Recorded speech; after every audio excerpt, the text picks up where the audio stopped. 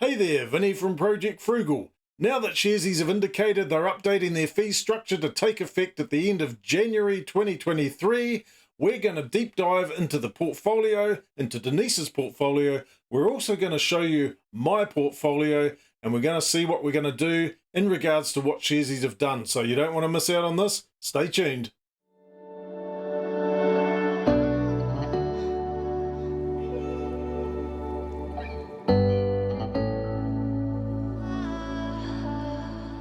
Well, here we go. So before we get into this, Denise has made another investment. What a surprise. Anyway, what has she bought this week? Could it be the last week? Well, we're just going to have to wait and find out, but more of that to come shortly. So anyway, there was $278.35 in the wallet. We put another $1,000 and we bought Fletcher Building, primarily because Fletcher Building is probably undervalued. Anyway, that's what we bought. We got some dividends from Westpac Banking Corporation. So at the moment, the portfolio has gone up $30 today, and it's sitting at $36,454.24. Remembering this is episode 41, so in theory, we've invested $41,000, and thanks to this magical year that we've had, we've actually lost $4,500. Boo-hoo, but never mind. We must move on and carry on regardless. Yep, we've got, how many things have we got in here? We've got 16 instruments in the portfolio. So this morning there was an email, and it was from Sharesies, and it was to do with their pricing, which they're updating on Tuesday the 31st of January 2023, so end of next month. Nice of them to release this particular message just before Christmas, basically saying that they're changing their pricing structure. We're going to show you a website where you can get the deep down dirt on this particular thing and what may work in your particular circumstances. But for me, well, I'm completely undecided of what we're going to do now that they're basically upping their fee structure for what we invest in anyway. Essentially, they're raising the fees from, it used to be 0.5% for buying a share. We only invest in New Zealand stocks. So now for your $100, instead of getting $99.50 worth of stocks, you're going to get $98.14 because they've raised the fee structure to 1.9%. There are some monthly plans for investing regularly. I really don't want to be paying a subscription if I can avoid it, because I just don't want to. $15 a month. I don't need the NZX market depth. And there are some benefits to this, such as transaction fees covered on $5,000 of buy and sell orders presumably per month from whenever you sign up.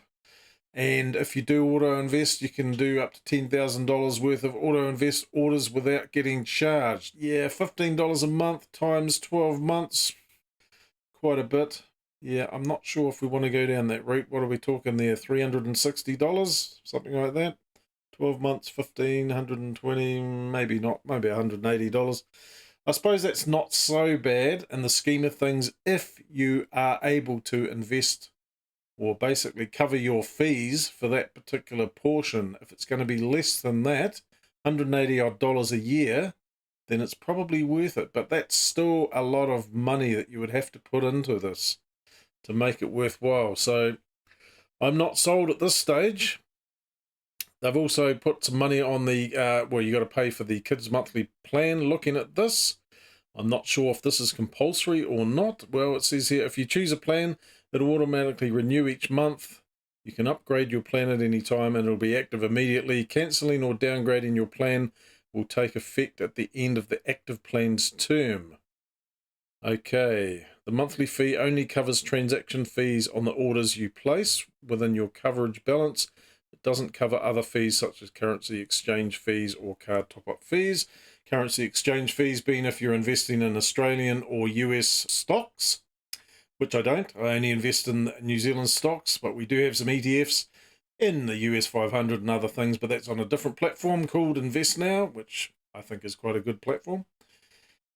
Yeah, so what to do? Because if we do nothing and we don't invest anything, there's no fees, as it were. There's no problem unless you buy or sell, but anything up to $3,000, it's only 0.5%. So if you've got $1,000 worth of stocks, let's say it's Air New Zealand, for example, and you sell it, in theory, you'll lose $5. Is that right? $5? Yeah, that's right. You'll lose $5 out of your 1,000. But under this new scheme, if you don't have a membership, potentially that $5 will morph into $19. Capped at $25 for New Zealand stocks. If you read the small print, even saying that, $25, you're losing $5. You'd have to have at least $5,000 worth of Air New Zealand stocks to pay that, $25 worth of fees anyway, if you didn't have one of these subscription plans, which is basically taking some more money out of your pocket.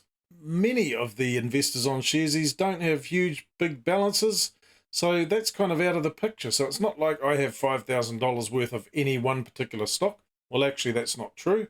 I've got 2 stocks that have got more than $5,000. I'm actually going to show you this because in this series, we've predominantly been showing Denise's portfolio because that's the one we've built up from $0, trying to get that up to 100,000. That's been the goal of this series. In theory, I'm going to show you what her balance plus my balance have actually got. Here's their old fee structure. As you can see, there's 0.5% for amounts up to $3,000. So if you invest $3,000, you're going to get charged $15. If you take out $3,000 worth of stocks, you're going to get charged $15. And any amounts over and above that, let's say you've got $5,000 to invest, lucky for some, right? You'd be charged $15 plus 0.1% for the other $2,000, $17 worth of fees for investing in one particular stock in New Zealand for $5,000. Now, if you were to scale it up a bit, under the new structure, you would have to invest $5,000. If you invested the same $5,000, you would be charged a maximum of $25. If you invested $10,000, you'd still be charged a maximum of $25. So great for the big investor who's got loads of cash, but the majority of the people who invest on Sharesies are small investors and they might only have $5 or maybe $20 a week or a fortnight or what have you. This is not going to sit well. And this is why people on Facebook are currently annoyed. And I'm certainly one of those people because I don't have large lump sums of money to invest into these stocks and I don't want to get ripped off by fees. And I know they're a business. Sometimes people walk when the business is not doing what they want it to do. Now, if we go on to Money King's page, Money King is a fantastic blogger based in New Zealand, and they did a deep dive into the Sharesies January 2023 fee changes. Are they good or bad? So let's scroll down a little bit, and we got a screenshot there. I don't think this ever got sent because it was from Money King NZ. Close account. Can you close my account, please? Thanks and goodbye. Ooh, I don't think it was sent though. But a great in-depth, we're going to put the link down in the description, by the way. So a fantastic article, this, which will give you a valuable insight into what to do if you are invested in Sharesies and the pros and cons of the new fee structure. So Money King breaks it down here with the US shares, what they're capped at, and it's got all the fine print here. So some fantastic analysis, what the plans are, what it covers, what it doesn't cover potentially. Other fees, such as the foreign exchange fees, which are going up from 0.4% to 0.5%. Never been an issue for Project Frugal because we haven't invested into any Australian or US stocks via Sharesies, so that's no problem. But for some other people who have, it may be an issue because they will be paying more money. How much to transfer the shares out, to get your own name on them. Why are the fees changing? Sharesies have not provided a clear reason as to why they're changing their fees, but the likely reason is that they're burning through too much cash. Now, apparently Sharesies had a $25.1 million loss last year, but they are expanding rapidly over in Australia at least. I think they're somewhere else as well. I can't remember where. It is definitely a growing business, so maybe they have to do this to raise more money, or maybe obviously it makes sense to their business to do this for whatever reasons, but it doesn't help the small investor. Money King goes on to say, how will the fees impact me? So more great information here, whether you're a casual investor or a regular investor. This will give you some insight into what you should potentially do or what impact it's going to have on your particular situation. Analysis for the monthly plan versus the old fee structure. So it's going to show you what these plans are buying and a bit about the kids' accounts again, and how do the new fees stack up with other platforms. So even more great reading there with the US shares and the NZX and ASX shares. There's some further reading. This is totally in depth, this particular article, all about NZ ETFs, managed funds and options there. So the conclusion, the transaction fee increase from 0.5% to 1.9% will come as a nasty shock to many Sharesies customers. That's the truth right there. The almost quadrupling of fees will be ugly for those investing on a casual basis. However, it's not all bad news. Sharesies monthly plans will be a win for some investors who invest regularly. As long as you're committed to $600 a month through Auto Invest, you can jump on a plan and end up better off under the new pricing structure. So there is a silver lining. Though keep in mind that's before taking into account the small increase in foreign exchange fees from 0.4 to 0.5%. And what do you think? So make sure you check out Money King. Leave a comment for Money King NZ. Leave a comment on this YouTube channel. What do you think? Because that's really important. And I will just go on to add that there's a ton of more resources on Money King NZ's page, investment services, useful websites, blogs, podcasts, YouTube, calculators, spreadsheets, cheat sheets, all sorts of stuff, tons of articles. Let's just click on that and we've got a swag of articles, and it's pretty much one a week, generally speaking here, by the looks of things. A good beginner's guide to US listed ETFs, what's been happening in the markets, etc., gold and silver, all sorts of investing advice. Highly recommend it. Check it out. If we go and have a look at Denise's dividends, you can see for this calendar year, $1,606.09. Last video I said we would probably crack the, I think it was 1,500 or 16, can't actually remember. I think it might have been the $1,600 mark. So that's a good effort on a portfolio of $36,500. The fact that if we do nothing with this particular portfolio, every year we should get $1,606.09 if we don't reinvest, because, yeah, I can't see me wanting to pay, or us wanting to pay, 1.9% on new stock purchases. And if we sell them, there's another 1.9% gone as well. So you're looking at 4% a year to buy and sell. Let's say you hold on to something for 1 year and then you sell it. You've basically cut out 4% of your investment. If you're getting dividends off this particular stock and it pays out 4%, well, you break even, aren't you? So it's not really worth it. Well, actually, hang on, you've got to pay tax on that 4%. Oh, just gets better and better, doesn't it? Anyway, what we're going to show you now is my own portfolio. You can see I've actually got $67,473.96 in this particular portfolio. It's made a whopping gain today of $23.22. We've got 51 instruments in this particular portfolio, and essentially it pretty much mimics the NZX 50. And the reason why there's so many different companies in here is because I was interested in learning about how these companies work, how they're going to perform over a sort of longer period. And essentially the goal in terms of this portfolio was to maybe get at least $1,000 into each of these companies. You'll see all the well-known companies here on the left-hand side. And 50 odd companies with $1,000 each would be pretty much 50,000. But we do have a couple of stocks in this particular portfolio. We'll scroll up to the top. We'll sort by market value. And one good purchase I did do a wee while back was Contact Energy. After they'd, I think there was a bit of noise around the aluminium smelter in Bluff, and the share price went down. And I thought, well, hang on, people are going to want to buy electricity regardless whether this goes down or not. Pretty much I took out my emergency fund, which wasn't huge at the time. It's still not huge, to be fair. And basically put it into Contact Energy, and all of a sudden it went up, and yay, I made some money. Well, theoretically, on paper, I made some money, put it that way. So that's the best stock that I've ever owned. Yeah. So we can see here we've got some analyst recommendations down here for buy, and most of them are buy and hold. So I think the market is going to turn very shortly because it's been going down. Anything that gets purchased at this time is probably good value in theory. Even if we are coming up to recession, the market has dropped substantially. Here we go, $67,473.96. And the reason why I wanted to show you this is because with her portfolio and my portfolio together, we have over 100,000. This is potentially why this might be the last in this video series. Let's go and have a look at the dividends for this particular portfolio. This portfolio was started at the end of April 2018, and I started out with $15.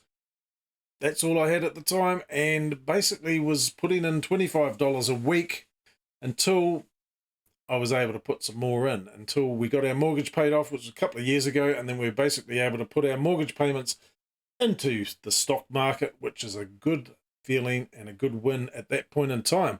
So the first year, you can see here, we made $21 worth of dividends, increasing that up to $73.46. We paid our mortgage off in early-ish 2020, so a couple of years ago. Well, 2.5 years ago. That's gone fast. Yeah, it's gone real fast. So we had some more money that we could actually invest in the portfolio. That's why it's jumped up to $943 for that calendar year there in 2020. And obviously putting more money in each year, it's sort of creeping up another $1,200 by the end of this year. And 2022, we're up to 26.5. The thing is, with the Sharesies fee increases, will we be putting any more money into this portfolio? Yeah, I'm not sure. Let's go back to the company summary for this particular portfolio.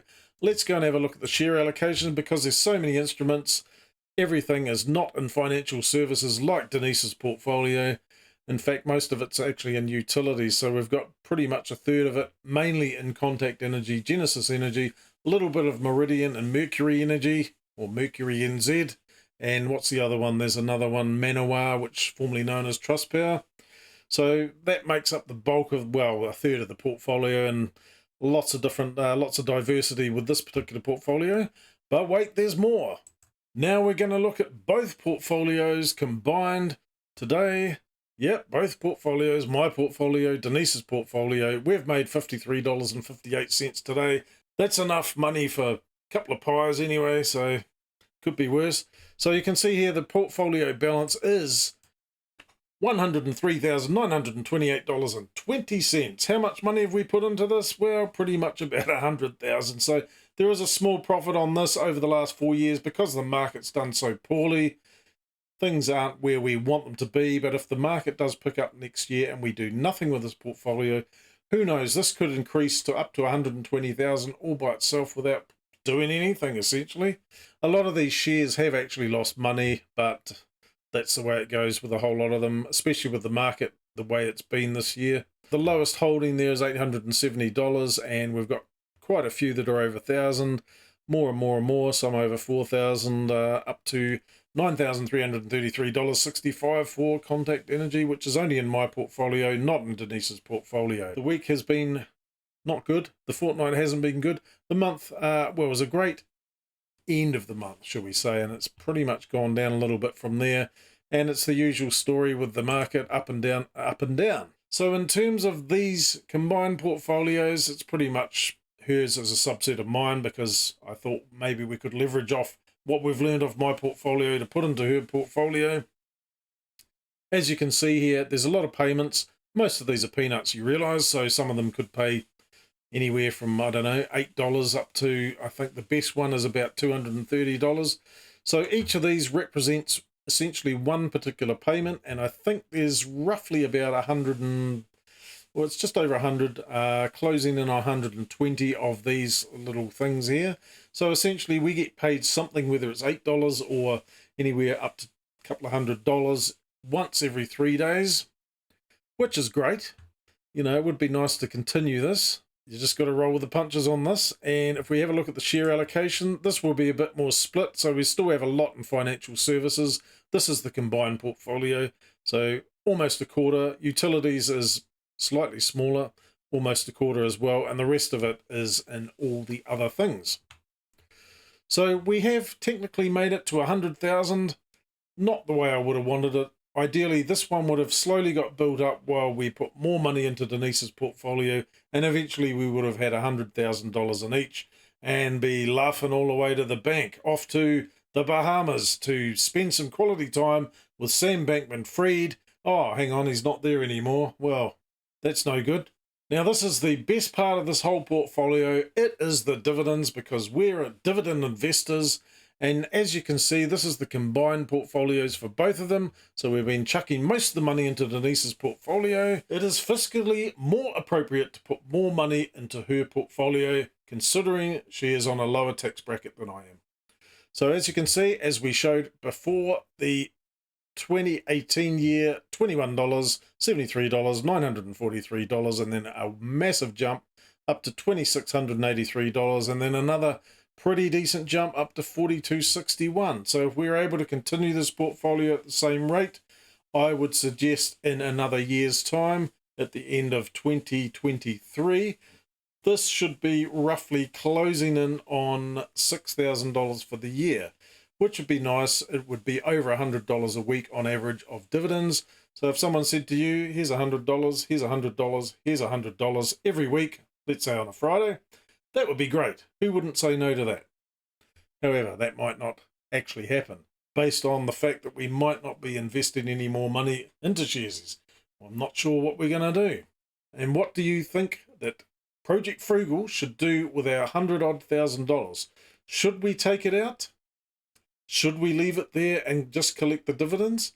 Should we carry on investing even if we are getting charged 1.9% for buying or selling? Should we join up on a subscription? I don't know. What do you think? Well, that about wraps it up for this episode of Road to 100K. Not quite sure what to do at this stage. Leave us a comment down below with what you suggest. We'll take all considerations into account. Yeah, it's a tough one, that's for sure. So don't forget to like, subscribe. As I said, leave a comment down below. Give us your thoughts. And yeah, that's all we can ask for. Make sure you sign up to Money King NZ. Some great content on their blog over there. And yeah, have a good one. And we'll see you later. Bye-bye.